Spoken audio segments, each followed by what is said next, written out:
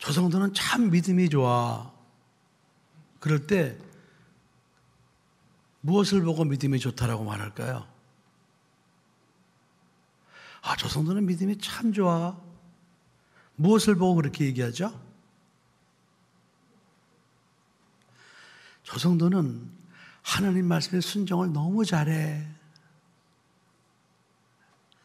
말씀에 순종하는 잘하는 사람을 보고 믿음이 좋다라고 말하는 겁니다. 여러분, 믿음이라는 것은 우리 속에서 생긴 게 아니에요. 우리 속에서 우러나가지고 생기는 게 믿음이 아닙니다. 하나님이 우리에게 믿음을 주셨기 때문에 우리가 그 믿음을 갖는 거예요. 근데 그 믿음이 뭐냐? 하나님의 말씀이에요. 하나님의 말씀이 곧 우리에게 주신 하나님의 믿음입니다. 그러니까 우리는 우리 속에서 믿음을 막 만들어서 키워서 갖는 것이 아니고 하나님께서 주신 그 말씀에 순종을 하는 것이 그것이 믿음이라 이 말이에요, 여러분. 그 신약 성경에 믿음이라는 단어는 다 말씀으로 바꿔도 관계가 없어요. 오직 의인은 믿음으로 말미암아 살리라. 로마서 1장 17절에 말씀하셨죠. 그 말씀도 오직 의인은 믿음으로 살리라, 말씀으로 말미암아 살리라. 똑같은 말이에요. 네 믿음이 너를 구원하느니라. 그 믿음도 네 말씀이 너를 구원하느니라. 똑같은 말씀이에요. 그러니까 네 안에 지금 하나님의 말씀 들어있는 그 말씀이 너를 구원했다 이 말이에요. 그러니까 신약 성경에 나오는 믿음이라는 단어는 다 말씀으로 바꿔도 아무 문제가 없어요. 그러니까 하나님께서 우리에게 믿으라 하신 것은 무엇을 믿으라는 것인 거니? 말씀을 믿으라 이 말이에요. 그냥 덮어놓고 그냥 우리 속에서 우러나오는 그 무엇으로 믿으라는 뜻이 아니라 하나님이 우리에게 주신 그 말씀에 순종하여라 이 말입니다. 그러니까 여러분들은 절대로 여러분 속에서 생겨나는 것을 믿음이라고 착각하면 안 됩니다. 그래서 지금 오늘날 보세요. 종교다원주의가 뭡니까? 하나님께서는 우리에게 오직 예수 그리스도를 믿으면 구원받는다 그랬잖아요. 그죠? 근데 지금 요즘에 종교다원주의는 뭐예요?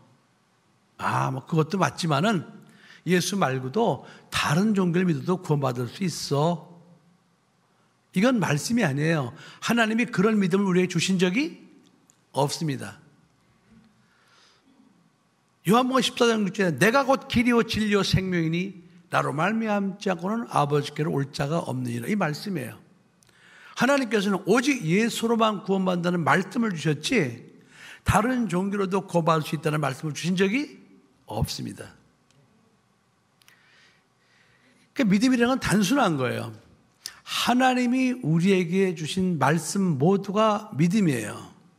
그러니까 말씀과 믿음을 따로 분리해서는 안 되는 겁니다.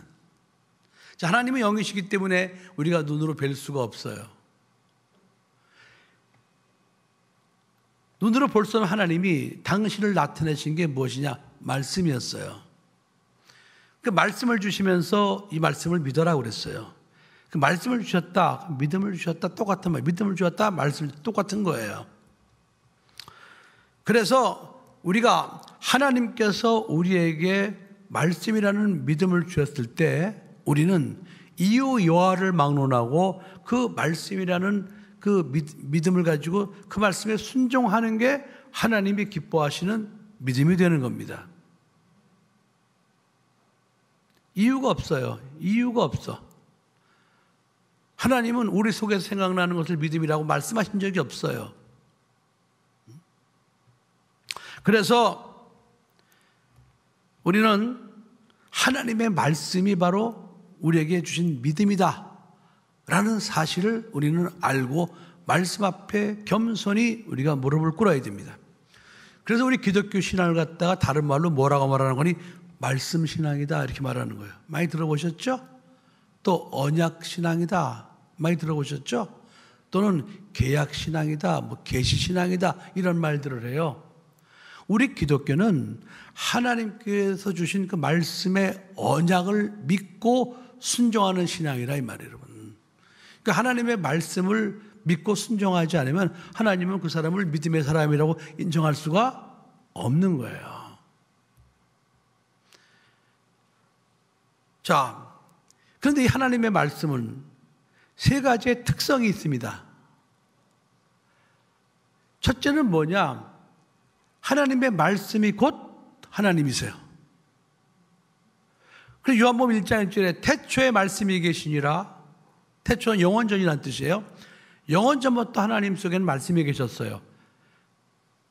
근데 그 말씀이 육신이 되어서 이 땅에 오셨어요. 자, 그 말씀이 곧 하나님이라고 그랬어요.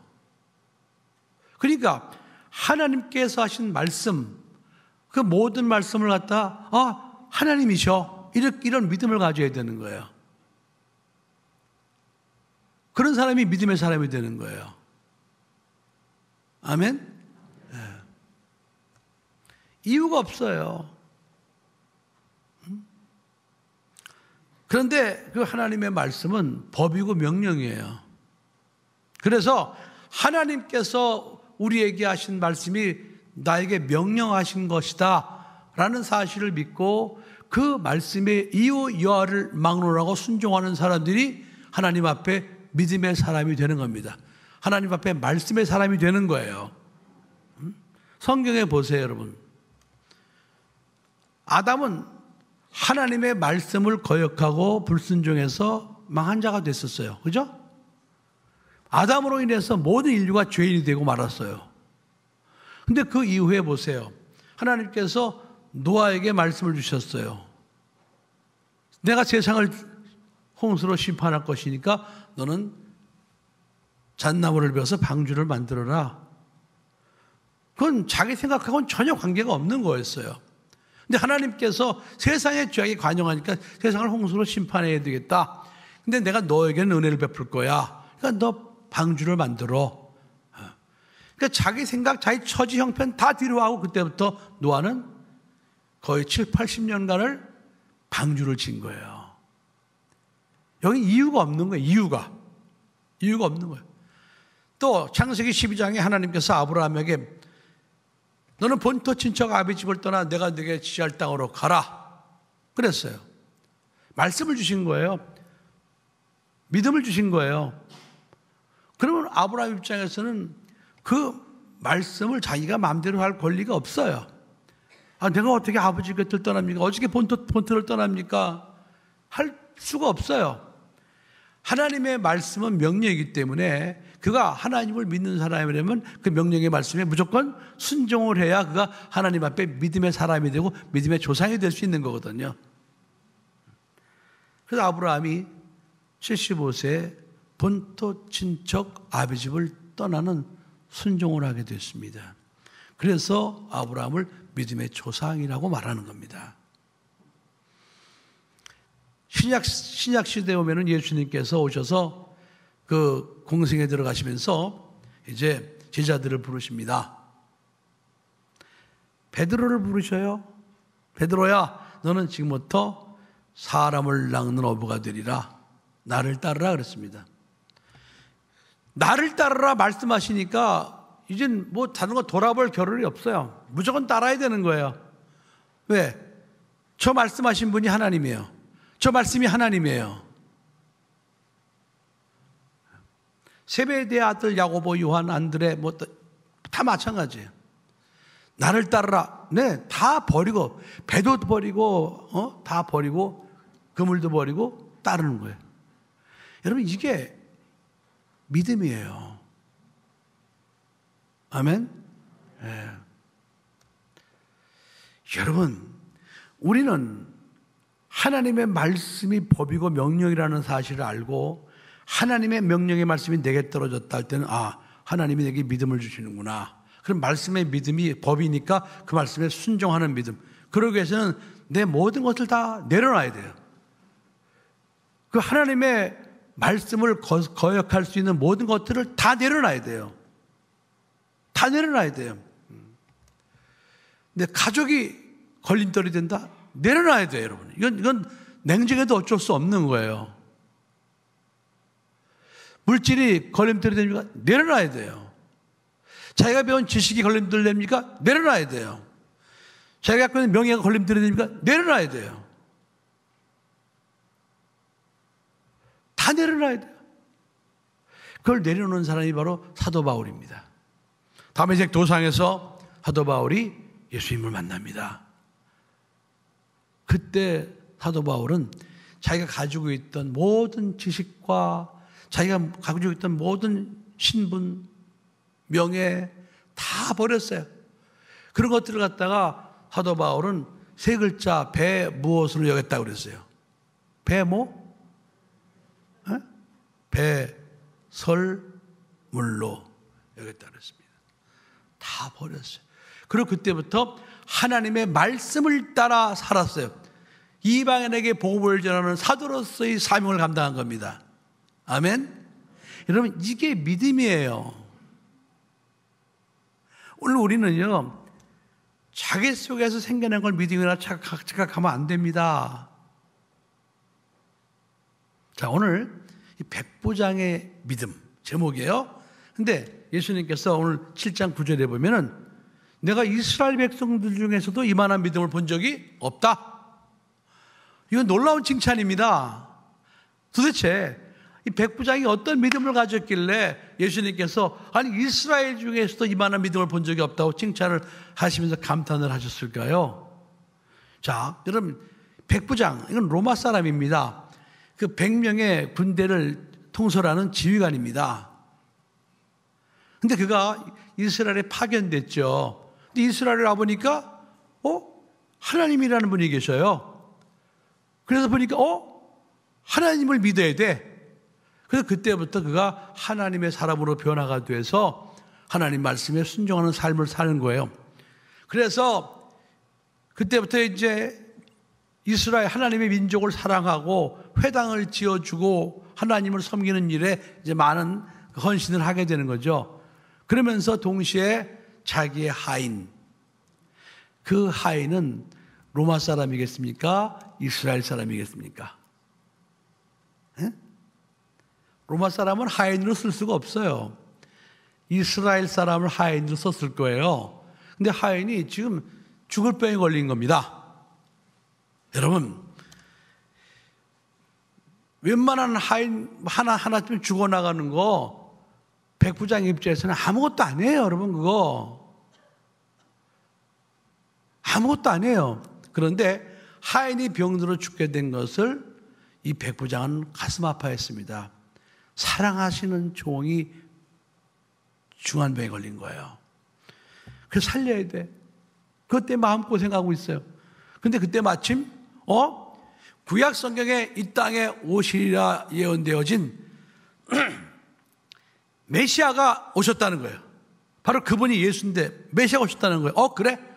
야, 그러면은 그 예수님을 갖다 초청을 하면은 내 사랑하는 저 하인이 그 예수님으로부터 구원받을 수 있겠구나.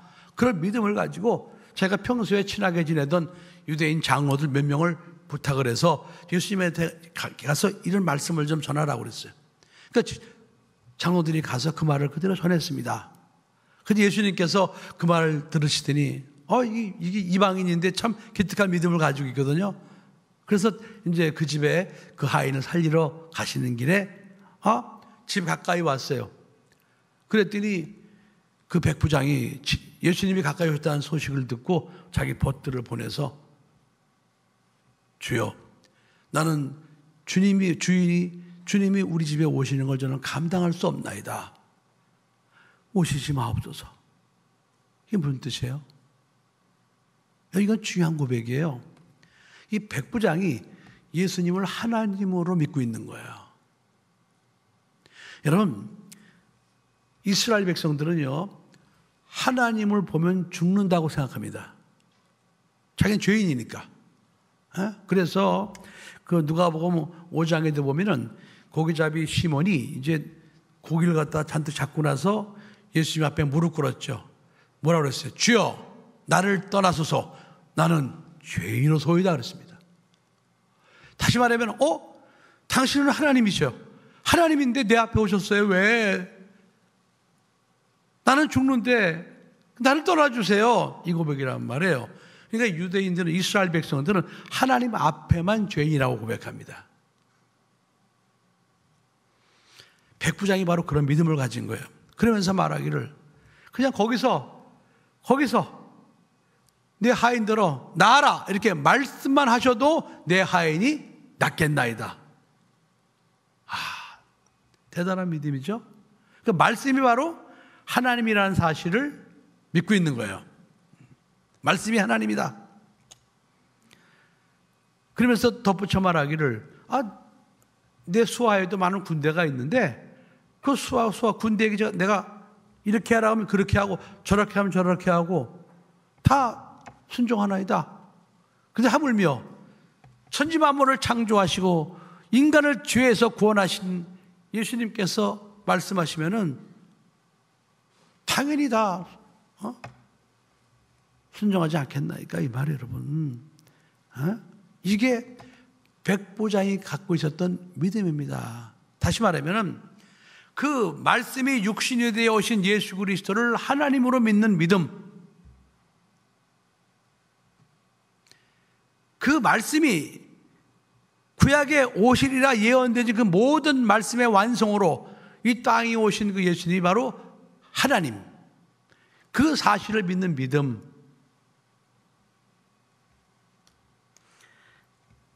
그런 믿음이 바로 예수님께서 칭찬하신 믿음입니다. 자, 우리가 갖고 있는 믿음하고 많이 차이가 나죠? 그죠? 온도 차이가 많이 나잖아요. 우리는 예수를 믿는다고 하면서도 뭘 자꾸 봐야 되고, 뭐 이렇게 만져야 되고, 또 한편으로는 또 내가 가지고 있는 생각, 뭐 이런 여러 것들, 이런 것들을 갖다가 믿음이라고 착각하고 살 때가 많잖아요. 그죠? 자, 하나님의 말씀이 하나님이시다. 둘째는 뭐냐? 근데 그 하나님의 말씀은 살아있다. 이면 살아있다. 히브리서 4장 12절 13절에 하나님의 말씀은 살았고 운동력이 있어서 좌우의 날선 어떤 검보다도 예리하여 우리의 혼과 영과 골수와 관절을 찔러 죽이기까지 하며 사람의 생각과 마음까지도 감찰하시나니 모든 것이 하나님 앞에 벌거벗은 것처럼 드러나지 않을 것이 없다고 그랬어요. 그러니까 하나님의 말씀은 살아있다면 살아있어. 이것을 믿으라 이 말이에요. 살아있다. 그래서 하나님이 말씀하시면 말씀 그대로 되는 거예요.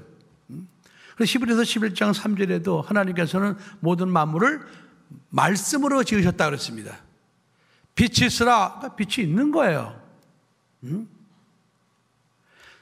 살아나라. 그럼 살아나는 거예요. 죽어라. 그럼 죽는 거예요. 하나님의 말씀이 살아있다 이 말이에요. 그것을 믿는 믿음을 가져야 되는 겁니다. 그래서 예수님께서 야이로의 딸 죽었을 때도 달리다 쿰 말씀으로 명하시니까 그 영이 돌아와서 살아났어요. 하나님의 말씀은 살았고 운동력이 있다. 이 사실을 믿으라 이 말이에요, 여러분. 그 세 번째로 하나님의 말씀은 영원하다. 하나님 말씀은 영원해요. 이 세상의 말들은 시대와 환경에 따라서 바뀌기도 하고 세상의 법도 바뀌기도 하고 그렇습니다. 그러나 하나님의 말씀은 영원토록 변하지 않아요. 영원토록 변하지 않아요. 그래서 베드로전서 1장 24절로 25절에 그러므로 모든 육체는 풀과 같고 그 모든 영광이 불의 꽃과 같으니 풀은 마르고 꽃은 떨어지되 오직 주의 말씀은 세세토록 있도다 하였으니 그 너희에게 전한 이 복음이 곧 이 말씀이니라 그랬습니다. 하나님의 말씀은 영원해요. 영원해. 그래서 우리가 하나님의 말씀을 대할 때 이 하나님의 말씀이 이렇게 하나님 말씀은 곧 하나님이시고 하나님 말씀은 또 살아있고 하나님 말씀은 영원하다는 세 가지에 대한 믿음을 가지고 말씀 앞에 겸손히 무릎을 꿇어야 됩니다. 아멘. 옆에 사람하고 말씀의 세 가지 특성을 말해보세요.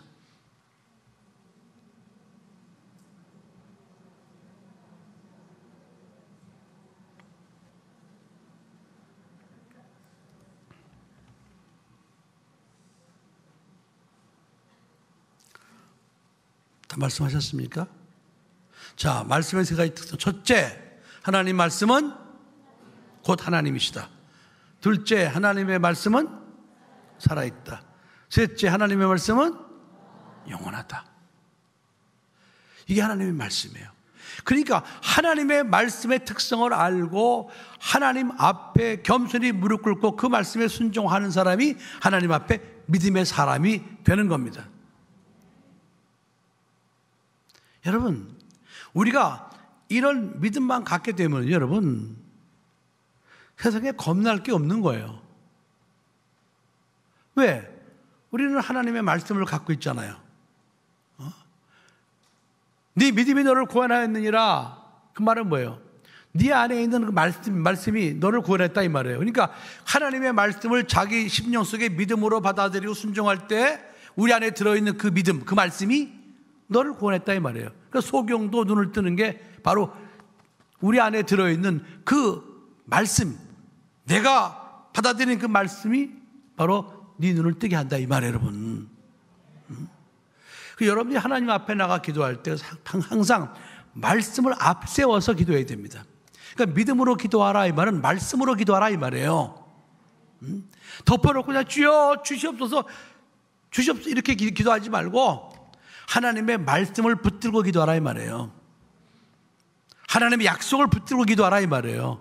그러면 하나님은 언약의 주님이시기 때문에 반드시 그 언약을 하나님은 이루어 주시게 돼 있어요. 아멘? 네. 그렇게 기도해 보세요. 그렇게 기도하면 반드시 여러분들은 기도의 응답을 받게 됩니다. 말씀을 붙들고 기도하는 거예요. 말씀. 하나님께서 예수 그리스도 보내셨어요. 자, 예수 그리스도가 이 땅에 오셔서 십자가에 못 박혀 피 흘려 말씀대로 죽어주시고 사흘 만에 부활하셨어요. 그러나 여러분, 그 사건 하나만으로 우리가 구원받는 거 아닙니다. 절대로 구원받는 거 아니에요. 그 사실을, 그 예수를 믿어라 하신 말씀, 믿어라 하신 그 말씀에 순종하는 자가 구원받는 거예요. 이게 기독교 신앙이에요. 만일 예수님이 십자가에 죽으시고 그냥 부활하셨어. 그리고 아무 말씀도 안 하셔요. 그럼 우리가 뭐 구원받을 수 있을 줄 압니까? 천만에요. 그 예수를 믿으라 하신 말씀이에요. 그 말씀을 내가 믿음으로 내 안에 영접할 때 우리는 그 말씀대로 구원을 받게 되는 거예요. 할렐루야. 그게 바로 믿음이란 말이죠. 그러니까 오직 의인은 믿음으로 말미암아 살리라. 그 말씀대로 네가 산다 이 말이에요. 말씀대로 산다. 그래서 우리가 신앙생활 하면서 이런 믿음의 사람이 돼야 돼요. 자, 백부장 이방인이잖아요. 그러면 우리가 샘플로 우리가 보고 우리가 같은 믿음을 가져야 될 사람은 우리 백부장이에요. 우리는 이방인들이란 말이죠. 근데 우리가 예수를 믿고 있잖아요. 근데 우리가 각 자기식으로 믿으니까 문제가 되는 거예요. 아니에요. 백부장이 가지고 있는 믿음을 가져야 이것이 하나님이 기뻐하시는 믿음이에요. 하나님께서 원하시는 믿음이에요. 이 믿음을 가져야지만 우리가 이 땅에 살면서 하나님의 은혜 속에 살아갈 수가 있는 겁니다. 그냥 허공을 향해서 삿대질한다고 되는 게 아닙니다. 기도할 때 반드시 말씀을 붙들고 기도하십시오. 여러분 속에, 심령 속에 하나님 말씀을 갖다가 안으로 받아들이란 말이에요. 그럼 하나님께서 이렇게 말씀하시지 않았습니까? 하나님, 제가 이 말씀 붙들고 기도합니다. 하나님, 이 말씀을 경험하게 해주세요. 이렇게 기도하시란 말이에요. 이렇게 기도. 불가능한 일이 있습니까? 하나님, 할 수 있는 일이 무슨 말이냐? 믿는 자에겐 능치 못할 일이 없다고 말씀하지 않았습니까? 저는 부족합니다. 하지만 제가 이 말씀을 믿고 말씀 붙들고 기도합니다. 능치 못할 일이 없다고 말씀하니 그 말씀을 저에게 제가 경험하게 도와주세요. 이렇게 항상 기도할 때 믿음으로 기도하라는 말은 말씀을 붙들고 기도하라 이 말이에요, 여러분. 그러니까 성경의 믿음이라는 단어는 다 말씀으로 바꿔도 관계없어요. 그래야 오히려 우리가 더 쉽게 하나님께 가까이 나갈 수가 있어요. 하나님이 우리에게 이렇게 당신을 말씀으로 나타내셨기 때문에 우리가 하나님을 알 수 있는 거예요. 하나님이 꼭꼭 숨어버리셨으면 우리는 하나님을 알래야 알 수가 없습니다. 하나님이 우리에게 당신을 나타내셨어요. 보여주셨어요. 그게 바로 말씀이었어요. 그리고 그 말씀이 육신이 되어서 이 땅에 오셨으니 그분이 바로 하나님의 아들 예수 그리스도입니다. 그리고 예수님이 하나님 보좌 우편에 올라가셔서 아버지께 구하여 보혜사 성령을 보내주셨어요. 그럼 성령 오셔서 하는 일이 뭐냐? 내가 너에게 말한 모든 것을 기억나고 생각나게 하시라 그랬어요. 다시 말하면 하나님의 말씀을 다 기억나고 생각나게 하시러 오신 분이 보혜사 성령이라 이 말이에요, 여러분. 다른 걸 기억나게 하는 게 아니고 하나님의 말씀을 기억나게 한다. 그래서 하나님의 말씀이 하나님이시다라는 것을 보증해 주러 오신 분이 바로 보혜사 성령입니다. 아멘. 그래서 우리가 이렇게 말씀 신앙, 언약 신앙, 계시 신앙 이것을 바로 백부장을 가지고 있었기 때문에 성경에 이렇게 백부장의 믿음이 나온 겁니다. 여러분, 우린 절대로 헤매서 안 됩니다. 또 자기가 잘못 알고 있는 걸 믿음이라고 착각해서도 안 됩니다. 믿음은 절대로 내 안에서 생겨나는 것이 아닙니다. 믿음은 하나님으로부터 나오는 겁니다. 그러니까 하나님께서 우리에게 말씀을 주셨다는 것은 다른 말로 믿음을 주셨다. 똑같은 말이에요. 아멘.